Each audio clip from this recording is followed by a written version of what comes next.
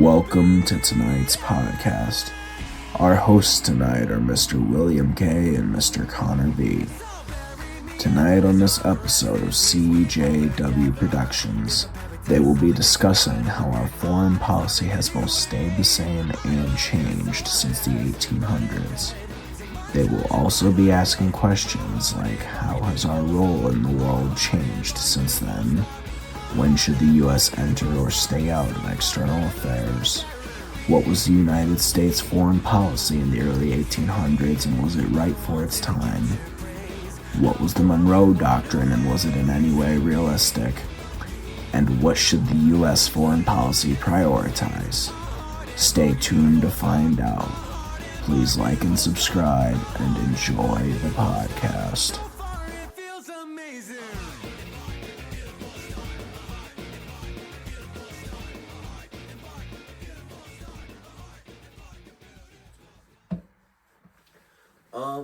How is modern U.S. foreign policy more internationalist than early American policy? Okay, so early foreign policy in the United States revolved a lot more around neutrality and avoiding entanglements in foreign wars. You know what I mean? Yeah. More modern policy involves a lot more global alliances, such as NATO or other different alliances in the Pacific Ocean, like Japan or South Korea, or informal alliances like Taiwan. But we're also involved in the United Nations, taking up a major leadership role with global humanitarian aid and coalitions. As you know, the United States is one of 5 nations on the UN Security Council, which means we're one of the top dogs. One of the top dogs. So I feel like this also kind of shows how the U.S. went from only a regional power in the Western Hemisphere with its own backyard and only its own backyard to a global superpower that has global influence all across the world. Mm-hmm. So this shifts. This shows a shift and reflects how the country's rise from a small republic to a worldwide superpower has grown and shaped over time. You know what I mean? Yeah. So let me ask you a question though. Alright, hit me. Alright, I'll hit you then. Please not literally. What was America's role in the world in the early 1800s compared to now? In the early 1800s, the U.S. was just a minor regional power. Okay. It just, it practiced a lot of isolationism. It kind of tried its best to stay out of other foreign affairs, tried to stay out of things in other countries, other wars that it wasn't related to, and just focused on protecting itself. Whereas today, the U.S. is a global superpower. We have many alliances, many trade routes, bases, military bases all across the world. We're involved in way more conflict, have a lot bigger of an influence across the world and in global economies. Our role shifted from just, defending our part. Yeah, of our own Western Hemisphere. Yeah, if you from would. defending the Western Hemisphere to managing basically just global stability itself. All right. How might the Monroe Doctrine have been enforced in the 1800s compared to today? All right. So, the Monroe Doctrine of the 1800s realistically couldn't have been enforced. The United States could only issue warnings and indirect threats and economic action because the U.S. military was super weak back then. We didn't have the army or naval ability to actually follow up on those threats. Yeah. If, say, Britain or France really wanted to, there would have been nothing we could have done to stop them from taking over each other's colonies or repressing rebellions or taking back countries that might have already declared independence, or even really from attacking us and taking land from us. I mean, we would have fought back and probably would have been effective, but if they actually were fully committed and not involved in other conflicts around the world, there would have been nothing we could have done to stop them. No. Just because we didn't have the military might or the population or the economy. We didn't have money to actually fight these wars. So, So how we ended up doing and dealing with this was a lot of informal alliances. Mm-hmm. You know what I mean? We had, Yep. especially for example with Britain. Yeah. Because because we had limited diplomatic influence and Britain did have a lot. Mm-hmm. But today, the U.S. is a global superpower. It doesn't really have to act cautious. Yeah. Around We can European basically act powers. however we want. Exactly. Not however we want, but Well, we can act a lot more independently, a lot more aggressively, a lot more yeah. involved is a great Mhm. word for it compared to back then. So, in Monroe Doctrine today, unlike back then, where the only way it could actually anything could come from it would be threats or diplomatic or economic means. Today, all of those options are still on the table, but today we can also use military means. Mm-hmm. A great example of us fighting foreign nations' influence in today's world would be the recent things going on in Venezuela the last couple of weeks. Yeah. With, our current administration saying a lot of the stuff is about fighting drugs. But realistically, it's probably to curtail Russian and Chinese influence in our own backyard. Another great example, which isn't necessarily too modern, but it's within the last 50 or so years, a little more than 50 years, I guess, by now, would be U.S. involvement in Cuba. Alright, so because the Soviet Union was heavily involved in Cuba after the communist uprising, the Americans... Better dead than real. The Americans issued and heavily enforced an embargo that was still in place today of all Cuban goods, and generally restricted them. But they also attempted a CIA-backed invasion called the Bay of Pigs invasion, which used Cuban exiles. And originally there was supposed to be a lot of U.S. air support that would help out the Cubans, but it was drastically downscaled to reduce suspicion and make people... I don't know why people thought the Cubans and the Soviets wouldn't think it'd be Americans, because who else would have done it? Yeah, exactly. They should have just fully committed. Yeah, we might as well just thrown everything at it. Just exactly, you might as gotten well. it over with. It's not like they could have done much in retaliation. Well, Soviets definitely could, but the Cubans couldn't. Yeah, I was gonna say. But yeah. I mean, even still, we probably would have still beat the Soviets pretty easily. So. They had nuclear weapons still. So did we, if I remember correctly. Global destruction.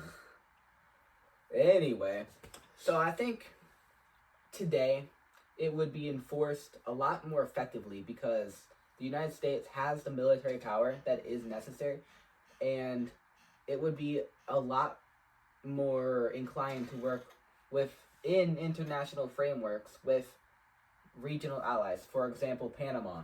Panama is a great regional ally, and they also happen to control the vital Panama Canal, which is extremely important and really, it just generally cuts down cost of a lot of different trade routes. Because without that, you'd have to go either through the Arctic, through Canada, or down south through the very dangerous strip of sea that is in between Antarctica and South America. So, overall, I feel like we could actually enforce it today. Back then, probably not. So let me ask you a question involving the Monroe Doctrine. 15 years later. Okay, buddy.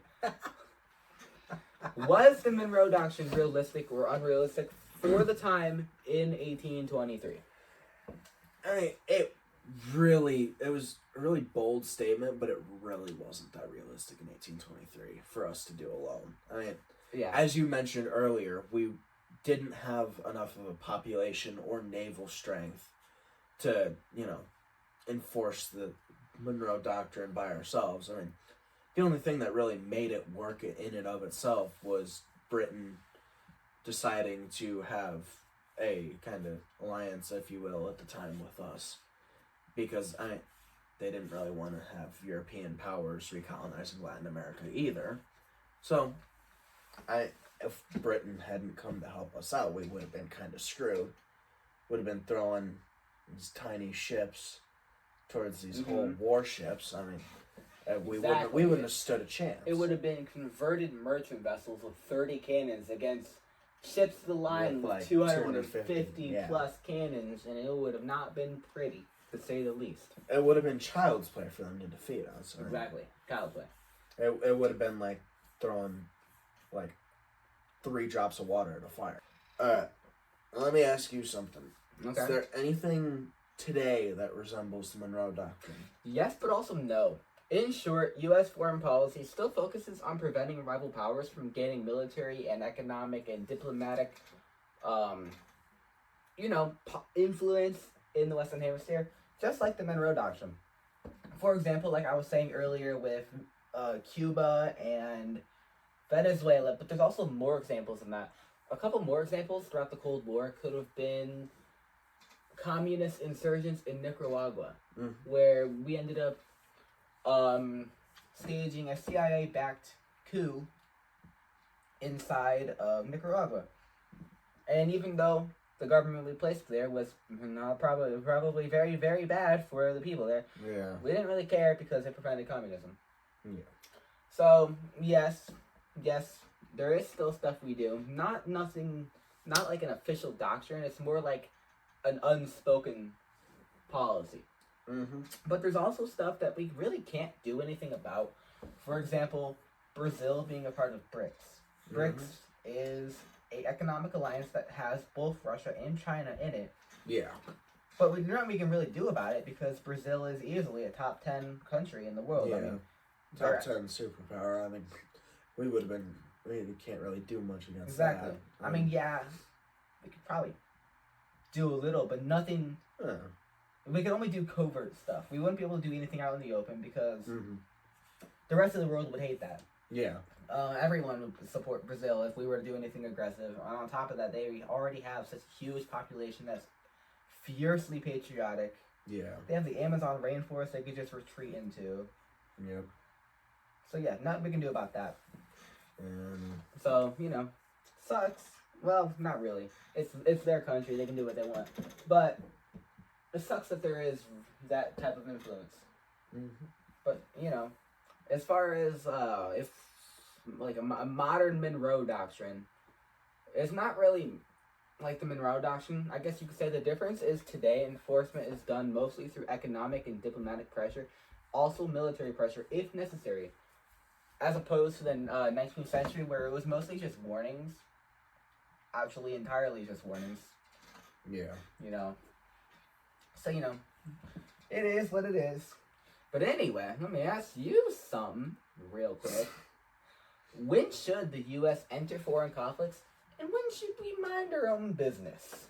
You say it like that. If we're talking about in the 1800s, when we were asking ourselves this question, we kind of decided on only really getting involved in foreign conflicts if it directly threatened us or threatened our way of life or threatened our people or our safety or something like that, or directly threatened our trade routes, things like that. We tried to take more of like an isolationism approach to it, tried to stay out of foreign conflict when we could.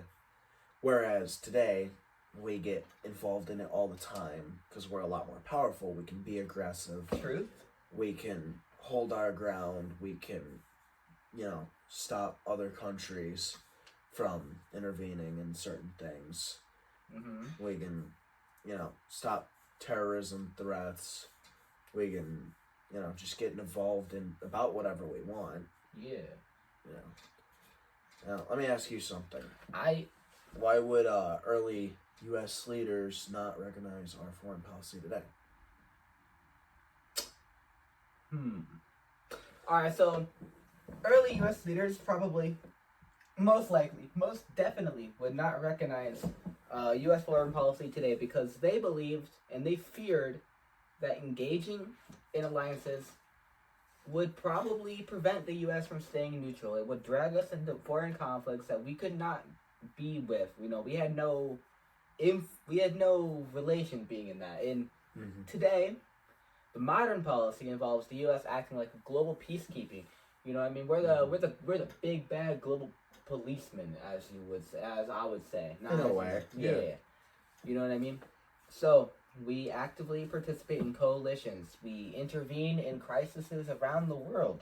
Some of which good, some of which bad, depending on how you see it. But the scale of ambition today, with today's foreign policy, would be absolutely unrecognized by early 1800s or even like Washington presidents like Washington, Adams, Jefferson. None of them would like our current day foreign policy.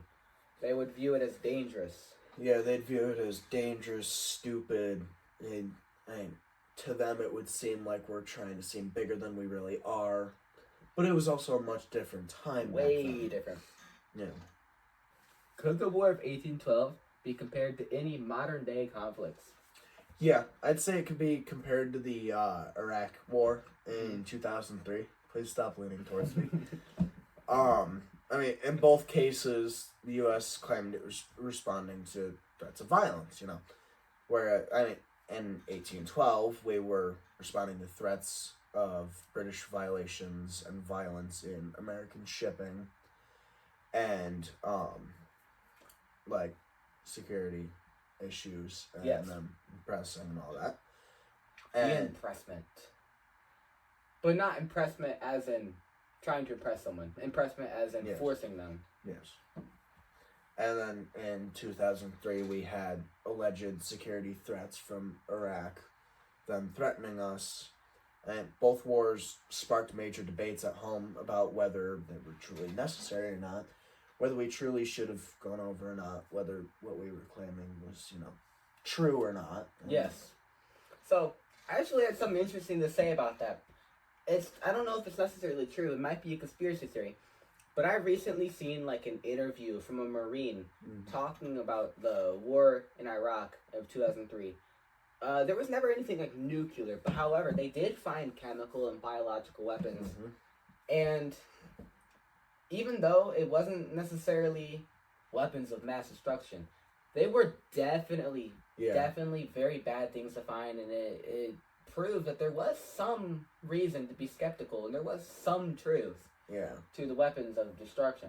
Yeah. I feel like we kind of, if that is true, I mean, that's, as far as we know, basically just a conspiracy theory. If that is entirely true, then, I mean, I feel like the reason they would have said nuclear weapons instead of that is it, you know, sparks a little more fear, urgency and fear into the mind. Why did early America avoid major foreign wars? Okay, it's kind of like what I was saying earlier. Early America would avoid foreign wars because we had no business being a part of them. We were a weak, pretty poor, economically speaking country that didn't have the military power or the reason to be involved in these major wars. Because, you know, we simply just didn't have a way. How are you going to move troops to Europe if you don't have ships to move them? Yeah. You know what I mean? So, and there's also the thing, because, like, leaders like Washington, Adams, Jefferson, they all believed staying out of European conflicts was essential for survival. Because, I mean, at the time it was essential. It was essential. We had to stay out, otherwise we would have been obliterated. We would have also probably gone bankrupt. Right, we would have been bankrupt. We would have been, a lot of people would have been dead. So, would not be pretty. Overall, we stayed out of major military conflicts because there was no reason for us to. It would have literally only been bad for us. Okay. So, did the Louisiana Purchase impact relations with other countries, other nations, as you would? Oh yeah, I would say it definitely, you know, impacted relations. I mean, it raised a lot of tension in other countries because Louisiana Purchase, it raised tensions with Britain, with Spain, I believe also with France, but it raised tensions mainly because we were getting a lot more power through Louisiana Purchase. We had a lot more area, we had a lot more control over our area, and in general it just made us more powerful, and it kind of proved we would start to dominate the continent, and that people wouldn't be able to really do much against us. I mean, what can they do when we start to dominate the continent and we start pushing them out? Yeah, because at the time we really were the only independent major power in the Western Hemisphere.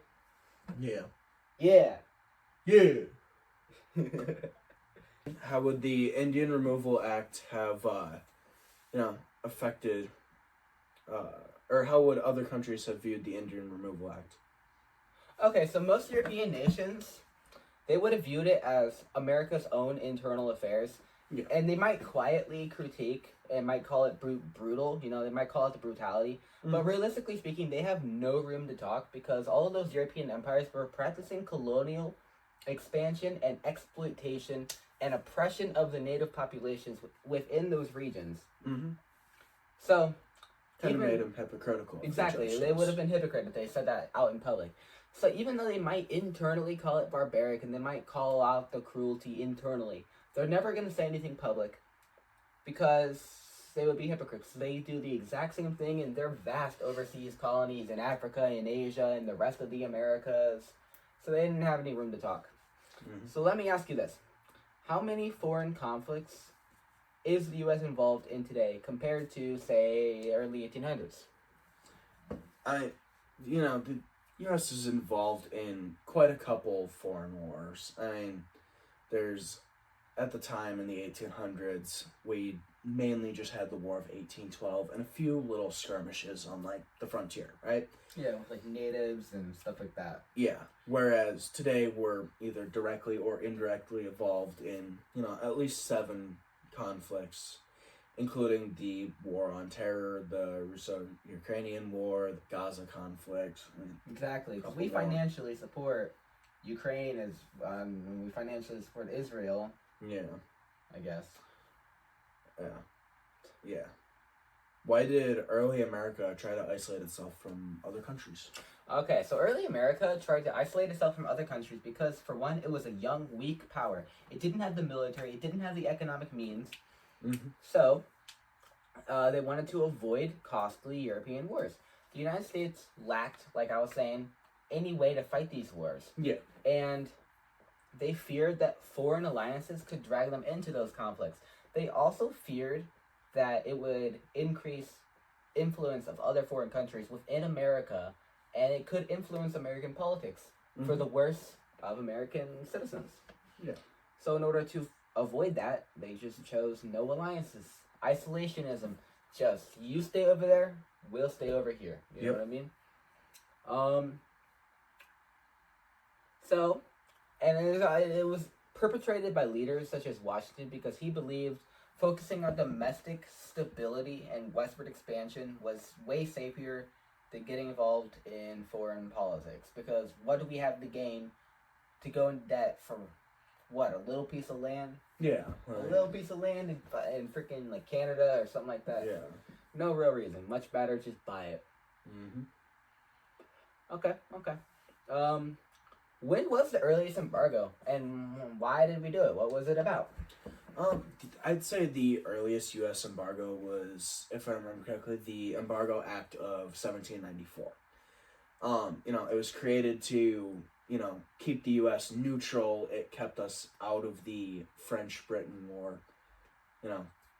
Kind of just, it was more just isolationism like we were talking about earlier. We kind of just, walled ourselves off. Didn't really have any economic trade with them. Kind of just did our best to just stay entirely neutral, not have influence on either side, right? And we kind of had to. We weren't strong enough to really do much anyways. I mean, it's best to just not get dragged into it. Exactly, no reason to. Yeah, there was no reason. How come the Embargo Act of 1807 failed, and why does economic action work today? Okay. So, the Embargo Act of 1807 failed because it hurt Americans more than Britain and France. Merchants, sailors, and farmers lost major income. The U.S. embargo was too small. You know what I mean? The economy was too small, and it was heavily dependent on foreign trade, specifically with Britain and France. Mm-hmm. So because of that, the embargo just wasn't effective. Britain and France could trade elsewhere, so the embargo didn't pressure them as intended. Smuggling surged because who's gonna pay for it? Well, you can just go through the vast American coastline and just completely avoid the embargo entirely. Yeah, exactly. Completely avoid it, making the law very hard to enforce. Economic actions work today because, for one, the global economy is way more interconnected. It's way more important in today's world than back then. Also, because America is the number one economic power as well as the number one military power. Mm-hmm. We could actually enforce it today, for one. And two, it's pretty decent. Yeah, exactly. Our influence over the Western Bloc sort of means if we were to embargo a country, all of our allies would also more than likely either fully follow suit. Either fully or partially embargo or sanction them. Mm-hmm. And I guess a modern act or a modern thing of sanctions could possibly be, like, actually, I just said it, the word sanction. For example, Russia, Iran, North Korea, Venezuela, Cuba, Sudan, Nigeria. The list goes on and on of countries that we sanction today. So, modern economies, they're way more interconnected, so cutting off trade and financial access can cause significant pressure. And there's also, like I was mentioning, international cooperation, like with the UN, NATO, other alliances, means sanctions are really effective. They're effective nowadays. They wouldn't work back then. Modern examples. Modern comparison between our current foreign policy and the policy of the 1800s America is a level of engagement. Yeah, I agree. I mean, America back then was focused solely on, territorial expansion, sticking to, like, just our non-intervention policy, whereas now we're, like, a full global superpower. We're a democracy. We've kind of made other countries a democracy, oh, yeah, too. For sure. Most of Europe is a great example. Yeah. We got plenty of alliances, and in the past we tried to stay out of foreign affairs. Now we're strong enough to, get involved in them. But we also, in certain ways, haven't really changed that much. I mean, it used to be like we would just only do things that were extremely directly affecting us. Whereas nowadays, we still kind of follow a similar policy, but we've majorly expanded, that view of what affects us. Yeah. And what we should get involved in. I think a great modern example and a great modern comparison could be the Embargo Act of 1807 to literally any of our current day embargoes. You can compare it to Iran, like I was saying. You can compare it to Russia, like I was saying. Venezuela. But more than that, there's also military interventions. For example, the War of 1812. Yeah. It can heavily be compared to, like we were saying earlier, any of the Gulf Wars. It could be compared to what's going on right now in Venezuela. It could be compared to the Bay of Pigs invasion, indirectly. Not exactly, but kind of. Yeah, Yeah, it can be compared in a lot of different ways. Anyway, I think we're about done. I think we're about done as well. Let's move on to the conclusion. Yeah, in conclusion, our foreign policies changed pretty drastically. We went from isolation to full global intervention. It's not as big of a change in a way if you really think about it, because we're basically just broadening the scope of what actually affects us, but still have changed a decent portion. Exactly. The only reason it's changed at all is because the globe has changed. Globalism is a thing, and we grew as a nation. Yeah, like you were just saying, back then our backyard was the Western Hemisphere. Nowadays, our backyard is the whole planet. So now everything affects us. Yep. So anyway, you want to ask our audience the final question before we go? Yeah, sure. How do you think history could have been altered if we didn't isolate? Would we even still be here? Would we be a puppet state? How strong would we be if we were here? Is there a chance we could have made Canada the 51st state? Yeah. Think about it. And tell us your answer in the comment section below. Peace. See you next time. Give me a fist bump. Oh yeah. That's that's what flippers. that That Okay. Coffee That's not Baby gonna versus stop Atom Bomb.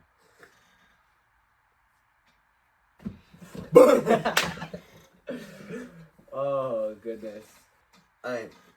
We kind of just decided on a pretty isolationism approach to it. You know, only Continue. we kind of decided on an isolationism approach to it, kind of just deciding to only enter in stuff that was related to us. I just switched out. Oh my god.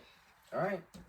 So, could the War of 1812 connect to any modern day conflicts? Oh yeah? Just wait until later, boy. Just wait until later. What? Help! To the mind. I'm gonna throw a brick at you. Where I'm adding comedic value to the freaking You're podcast. adding stupidity. Okay. 6, 7. Shut up. 6, 7. Shut up. Okay. But yeah. How come the Embargo Act of 1807 failed? What's the rest of the question? Are you dead ass, you motherfucker?